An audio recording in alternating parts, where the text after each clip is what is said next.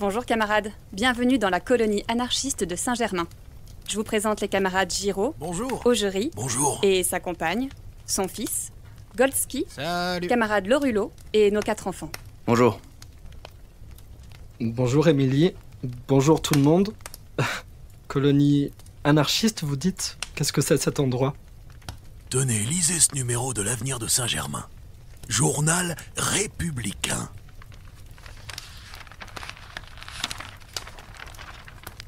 Saint-Germain, qui fut autrefois la ville des rois, puis celle de la bourgeoisie cossue, va devenir incessamment un centre de villégiature pour messieurs les anarchistes. En effet, tous les jours, et principalement le dimanche, on peut les rencontrer par groupe. Ils distribuent à tout venant leurs organes hebdomadaires et chantent à satiété les refrains antimilitaristes dont s'orne leur répertoire. On m'assure même qu'ils viennent de louer à bail un immeuble actuellement dépourvu de locataires et situé à l'extrémité de la rue Saint-Léger. Cela dans le but d'y installer une imprimerie bien à eux et destinée à leur journal et leur propagande. Qu'est-ce que ça veut dire leur propagande ? Ah non, jusqu'au bout. Lisez jusqu'au bout.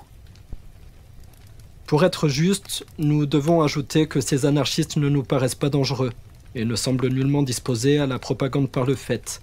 Leur attitude fait ressortir clairement qu'il s'agit plutôt en l'espèce de révolutionnaires très accentués, théoriciens, mais pas chambardeurs. Les théoriciens, ça c'est pour moi. Toi, Augerie, tu es un chambardeur. Pas chambardeur. Cet article manifeste bien l'état d'esprit actuel des habitants. À peine installée, notre tentative jette dans la population une réelle perturbation. Déjà, des gens s'aventurent jusqu'à la colonie, posent des questions, se renseignent. Ils s'en retournent munis de brochures et étonnés de nos théories inconnues pour eux. Vous êtes la première tentative de colonie anarchiste ? Ah non, il en fleurit partout désormais. Il y a eu la tentative de la Cécilia. Il y a le milieu libre de Vaud, celui d'Aiglemont. Et celui de la Rise à Lyon. Mais c'est la première fois qu'une tentative expérimentale s'affirme aussi près de Paris. La proximité de Paris offre aux camarades parisiens un but de promenade, en même temps qu'un exemple tangible de colonie anarchiste que l'on peut soit critiquer, soit imiter. C'est quoi votre but en vous installant ici ? Nous voulons propager l'esprit émancipateur à travers toutes les nations et favoriser la révolution mondiale, qui a 1000 fois plus de chances de réussir qu'aucune révolution nationale. La tâche est ambitieuse. Nous n'hésitons pas à demander à tous les camarades de venir se grouper en rang serré autour de notre œuvre. Qu'ils nous aident, qu'ils écoulent nos publications, nos brochures, qu'ils viennent à la colonie se rendre compte du travail accompli et causer avec nous de celui qui reste à faire.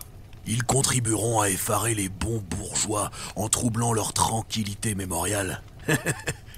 Excusez-moi, mais les milieux libres, de ce que j'en sais, ont une durée de vie assez courte. Généralement, les difficultés du quotidien sont mal anticipées, ou la vie en collectivité est rendue difficile. Qu'est-ce qui garantit que votre tentative va marcher ? On le sait.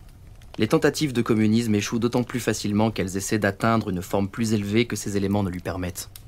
La colonie de Saint-Germain est trop récente, Lorulot. Il serait prématuré de disserter longuement sur son histoire.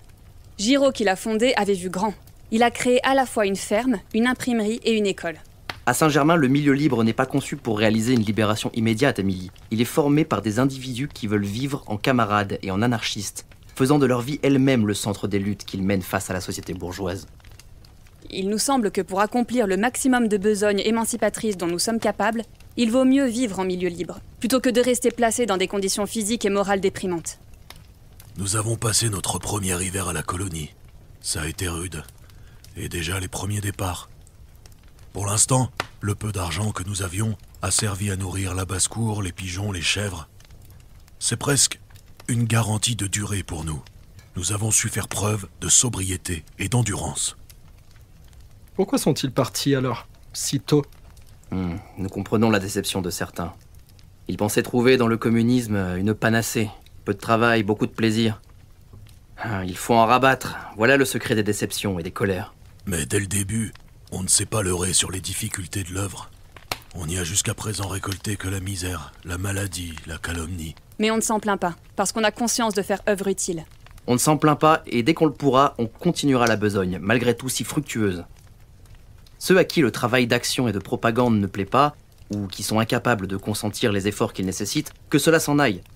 Nous ne saurions leur reprocher. Au contraire, la sélection naturelle est le facteur qui nous permettra de constituer le noyau d'éléments conscients indispensables pour réaliser le but poursuivi. Nous sommes un nombre plus que suffisant pour assurer la marche de nos diverses réalisations.